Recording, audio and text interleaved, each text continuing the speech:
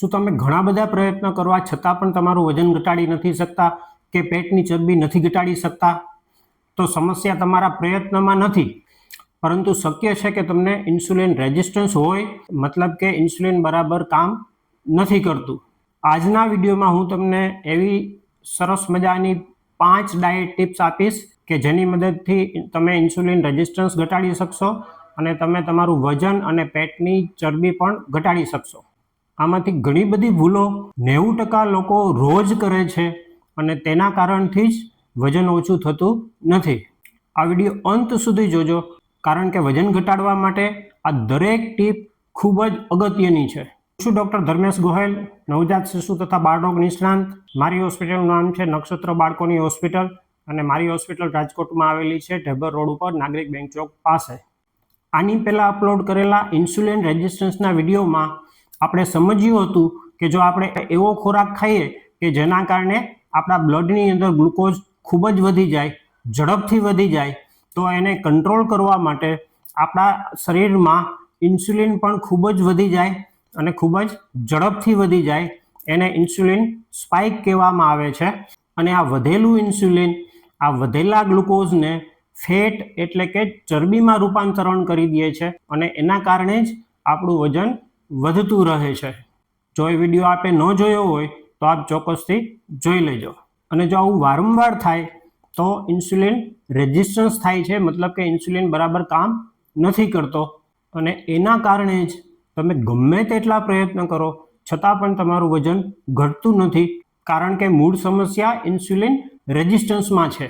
અને એટલે જ જો તમારે વજન ઘટાડવું હોય તો તમારે તમારા બ્લડમાં ઇન્સ્યુલિનનું પ્રમાણ ઘટાડવું જ પડે.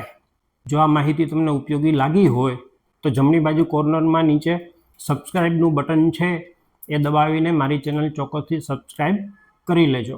હવે વાત કરીએ આપણે વજન ઘટાડવા માટેની ટિપ્સ વિશે.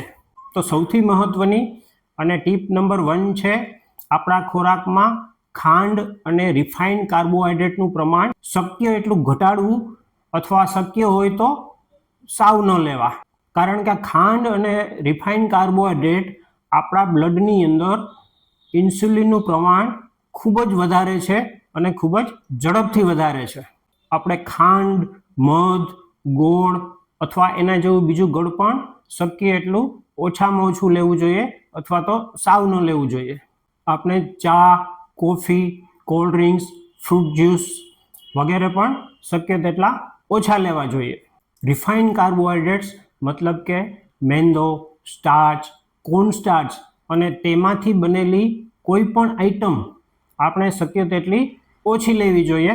દાખલા તરીકે પાસ્તા, નૂડલ્સ, બેકરી આઈટમ જેવી કે બ્રેડ, બિસ્કિટ, પાઉં, ખારી, ટોસ્ટ, આ બધું મેંદાનું એટલે કે રિફાઇન્ડ કાર્બોહાઈડ્રેટ્સનું જ બનેલું હોય છે. અને આ બધી વસ્તુઓ આપણા બ્લડની અંદર ઇન્સ્યુલિન ખૂબ જ વધુ પ્રમાણમાં વધારે છે. એટલે આ બધી વસ્તુઓ આપણે શક્ય તેટલી ઓછી લેવી જોઈએ અથવા તો ના લેવી જોઈએ. ઇન્સ્યુલિન રેઝિસ્ટન્સ મટાડવા માટે બીજું પણ ઘણી બધી કાળજી આપણે રાખવી પડતી હોય છે. તો એ વિશે જો આપ જાણવા માંગતા હો તો કોમેન્ટ સેક્શનમાં યસ એવી કોમેન્ટ કરજો. ટીપ નંબર 2 કે જે વસ્તુની અંદર ખાંડ અને ફેટ એટલે કે ચરબી એક સાથે આવતી હોય એવી વસ્તુ પણ ઇન્સ્યુલિનનું પ્રમાણ ખૂબ જ વધારે છે. એટલે આવી વસ્તુઓ પણ શક્ય તેટલી ઓછી લેવી જોઈએ. કોઈ પણ પ્રકારની મીઠાઈ, આઈસ્ક્રીમ, ચોકલેટ, આ બધામાં ખાંડ અને ફેટ એટલે કે ચરબીનું પ્રમાણ ખૂબ જ વધુ હોય છે.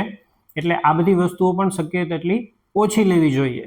આ ઉપરાંત બેકરીની અંદર જે મીઠાઈ મળે, દાખલા તરીકે cakes, pastry, muffin, donuts, brownie, pudding વગેરેની અંદર ફેટ પણ વધુ હોય, સુગર પણ વધુ હોય. એ ઉપરાંત એની અંદર રિફાઇન્ડ કાર્બોહાઈડ્રેટ્સ એટલે કે મેંદાનું પણ ખૂબ જ ઊંચું પ્રમાણ હોય. એટલે આ બધી વસ્તુઓ તો ખૂબ જ ખરાબ કહેવાય અને આ બધી વસ્તુ તો શક્ય હોય તો લેવી જ ન જોઈએ અથવા તો લઈએ તો સાવ જ ઓછી લેવી જોઈએ. ગયા રવિવારે મેં જે વિડીયો અપલોડ કરેલો છે એમાં પણ વજન ઘટાડવા માટેની ઘણી ટીપ મેં આપેલી છે, તો એ વિડીયો પણ ચોક્કસથી જોજો.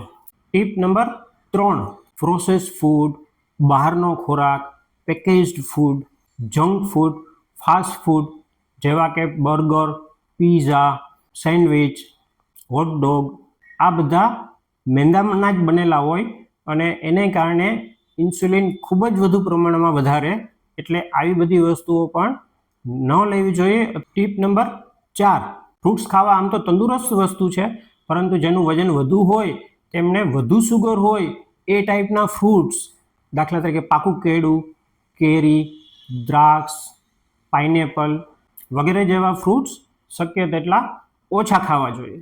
અને ફ્રૂટ્સ આપણે ખાઈએ તો પણ એ આખા ફ્રૂટ્સ ખાવા જોઈએ, ફ્રૂટ જ્યુસ નહીં, કારણ કે ફ્રૂટ જ્યુસ ખૂબ જ વધુ પ્રમાણમાં ગ્લુકોઝ અને ઇન્સ્યુલિન વધારે છે. ટીપ નંબર 5, ડ્રાય ફ્રૂટ્સ જેવા કે અંજીર, કિસમિસ, ખજૂર એ બધામાં પણ સુગરનું ખૂબ જ ઊંચું પ્રમાણ હોય છે અને એને કારણે એ પણ ઇન્સ્યુલિન ખૂબ જ વધારે છે, એટલે આવા ડ્રાય ફ્રૂટ્સ પણ ખૂબ જ ઓછા ખાવા જોઈએ. જો આટલું કરશો તો તમારું વજન અને પેટની ચરબી ચોક્કસથી ઘટશે. જો આપને વિડીયો ગમ્યો હોય તો ચોક્કસથી લાઈક કરજો અને આ વિડીયો વધુને વધુ શેર કરજો, કારણ કે વજન ઘટાડવા માટે આ બધી ટિપ્સ ખૂબ જ અગત્યની છે. અને આવા જ પ્રકારના વિડીયો માટે મારી ચેનલને સબસ્ક્રાઈબ કરવાનું ન ભૂલતા. નમસ્કાર મિત્રો.